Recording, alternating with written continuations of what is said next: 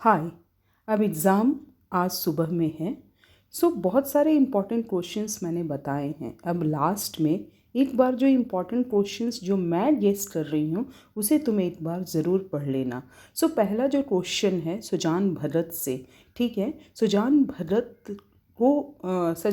भरत का धर्म में अनादर कैसे होता है, ठीक है। मैं थोड़ा थोड़ा बताऊंगी आपको, दो दो तीन तीन पॉइंट्स, आप जो आपको समझ में आएगा, ओके। एक पॉइंट भी आता है तो उतना भी ज़रूर से लिख लेना, ठीक है। मैं इसका अभी पीडीएफ नहीं बोल रही हूँ, मैं ओरली बोल रही हूँ। आप इसको सुनो और एग्ज़ाम में वैसे ही लिखने की कोशिश करो, एक्सप्लेनेशन को समझ करके। तो सुजान भरत का धर्म में अनादर कैसे होता है।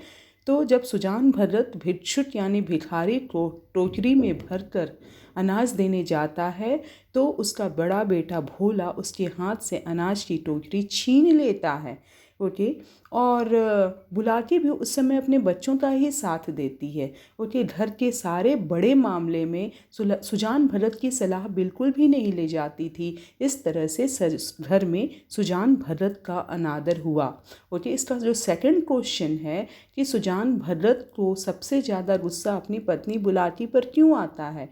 इसलिए आता है क्योंकि बुलाकी सब कुछ जानते हुए भी, ये जानते हुए कि सुजान भरत कितनी कड़ी मेहनत करता था अपने ज़माने में, आज जब वो काम करना थोड़ा कम कर दिया है तो अपने अपने बच्चों का ही वो साथ दे रही है। इसलिए सुजान भरत को सबसे ज़्यादा गुस्सा अपनी पत्नी बुलाकी पर आता है। एक और क्वेश्चन है, वो पेड़ के नीचे बैठ करके क्या सोचता है सुजान भरत। ये सोचता है कि जिस घर को उसने इतनी मेहनत से बनाया है, ओके, उस घर में वो अपने बच्चों की गुलामी नहीं कर सकता है। वो अपना खोया हुआ अधिकार किसी भी कीमत पर पाकर रहेगा। वो दिन रात कठिन परिश्रम करेगा, ओके।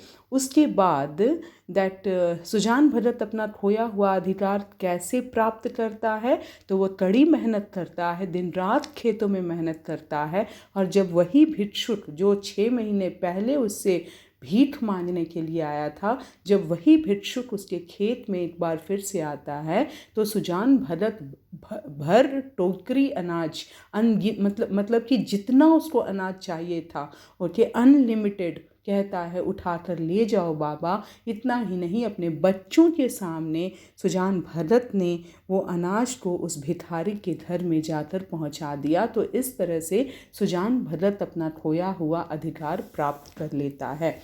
अब एक पड़ोस कल्चर जो है वो मनु भंडारी लेसन से है। तो पड़ोस कल्चर के बारे में लेखिका क्या कहती हैं। तो आजकल का पड़ोस कल्चर जो है, ओके, वो बिल्कुल ख़त्म हो गया है, ओके। बिल्कुल ख़त्म हो गया है पड़ोस कल्चर। किसी को एक दूसरे से मतलब नहीं है, ठीक है। इस तरह से आप पॉइंट्स लिखेंगे, क्योंकि अभी मैं आपका सुबह में एग्ज़ाम में मैं बहुत लंबे लंबे आंसर्स नहीं बता सकती हूँ।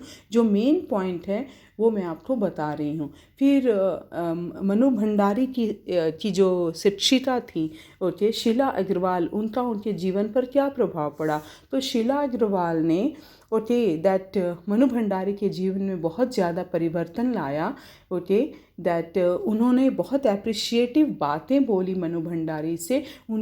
उनके जो हिडन टैलेंट था उसको समझा शीला अग्रवाल ने। और मनु भंडारी को जो उनके मन में जो हीन भावना थी, इन्फीरियॉरिटी कॉम्प्लेक्स थी, उसको एक दोस्त बनकर दूर करने की कोशिश की, ओके। उसके बाद जो मुझे क्वेश्चन इम्पॉर्टेंट लग रहा है, ओके, विश्वेश्वरैया के बाल्य जीवन के बारे में लिखिए, ओके। विश्वेश्वरैया का जन्म कहाँ हुआ था। कर्नाटक राज्य के कोलार जिले के मुद्देनहल्ली नामक गांव में हुआ था, ओके।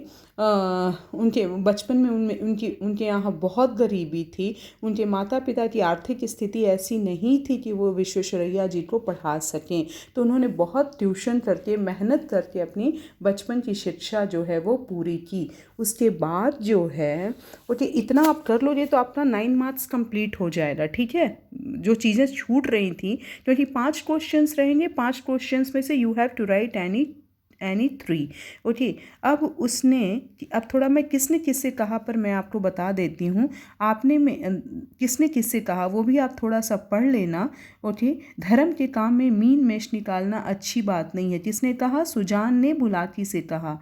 ओके, वह जरूर बना देगी, आप उसे देखकर खुश होंगे। किसने कहा? दैट मिस्टर श्यामनाथ ने अपने बॉस से कहा। ओके, अपने चीफ से कहा।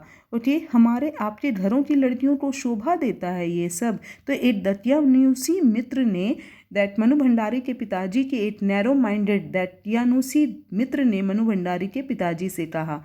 ओके, उसके बाद जो है, ओके, एक क्वेश्चन और है, चरित्र के अस्तित्व को किसने मिटाया? ओके, तो इसका आंसर क्या होगा? लेखक बरसाने लाल चतुर्वेदी जी ने गंगा मैया से पूछा। ओके, लेखक बरसाने लाल चतुर्वेदी जी ने गंगा मैया से पूछा। दिन भर एक न एक खूचड़ निकालते रहते हैं, भोला ने अपनी माँ से कहा। पर पिताजी कितने तरह के अंतर विरोधों के बीच जीते थे। दैट मनु भंडारी ने पाठकों से कहा। माँ का क्या होगा? मिस्टर श्यामनाथ ने अपनी पत्नी से पूछा। जो मेरे हिसाब से मुझे इम्पॉर्टेंट लग रहा है, मैं आपको बता रही हूँ। उसके बाद दैट गहने और प्रतिशोध, गहने और रैदास बानी से जो छूट गया है, रैदास बानी से, ऐसे चाहो राज में जहाँ मिले सबन को अन्न। तो रैदास जी ऐसे राज्य की कामना करते हैं जहाँ सबको भोजन मिले, सबको भरपेट भोजन मिले। ओके, और सब लोग एक दूसरे के साथ प्रेम मोहब्बत से रहें। ठीक है, ये क्वेश्चन बहुत इंपॉर्टेंट है। उसके बाद रैदास श्रम कर खाई ही जोलो पार बसाए, नेक कमाई जऊ तरही तबहू न निष्फल जाए। सो रैदास जी परिश्रम करके खाने को कहते हैं, क्योंकि परिश्रम द्वारा की गई कमाई कभी भी निष्फल नहीं जाती है, बेकार नहीं जाती है। उसके बाद आप सूखी डाली प्रतिशोध से, मुझे जो क्वेश्चन इंपॉर्टेंट लग रहा है, बेला अपने मायके क्यों जाना चाहती थी? इसलिए जाना चाहती थी क्योंकि उसको लगता था सारे लोग उसे यहाँ पर गलत समझते हैं, उसका कोई भी अपना नहीं है। ठीक है, सो इन सब चीज़ों को के कारण बेला अपने मायके जाना चाहती थी। इंदु को अपनी भाभी बेला पर गुस्सा क्यों आया? क्योंकि बेला बात बात पे अपने मायके की तारीफ करती रहती थी। वो उसने रजवा को भी काम से हटा दिया था। ओके, सो ये बहुत सारी बातें, मैं आपको जस्ट इम्पॉर्टेंट पॉइंट्स बोल रही हूँ। और वो अपने उसके भाई परेश की भी इज्जत नहीं करती थी। उसने उसका सारा फर्नीचर कमरे से निकाल दिया था। ओके, सो फिर एक क्वेश्चन और है, बेला अपने मायके क्यों जाना चाहती थी? ये मैंने आपको बता दिया। इंदु को अपनी भाभी बेला पर गुस्सा क्यों आया? ओके, और दैट अहंकार उन्नति में बाधक है। मैंने इसका PDF आपको दिया है। तो अहंकार उन्नति में बाधक है कैसे? ओके, तो जब इंसान घमंड करने लगता है तो वो मेहनत करना छोड़ देता है। ओके, तो इस तरह से अहंकार उन्नति में बाधक है। भारवी अपने पिता से बदला क्यों लेना चाहता था? ये क्वेश्चन है, क्योंकि भरी सभा में उसके पिताजी ने भारवी की बेइज्जती कर दी थी, इसलिए भारवी अपने पिता से बदला लेना चाहता था। मैंने लास्ट में एक चीज़ और बता रही हूँ, जो मैंने आपको लेटर राइटिंग बताया है, उसमें अगर आपको हो रहा कि छात्रावास से अपने पिताजी से 500 रुपये मांगने के लिए पत्र लिखे, तो सब कुछ आप सेम लिखना।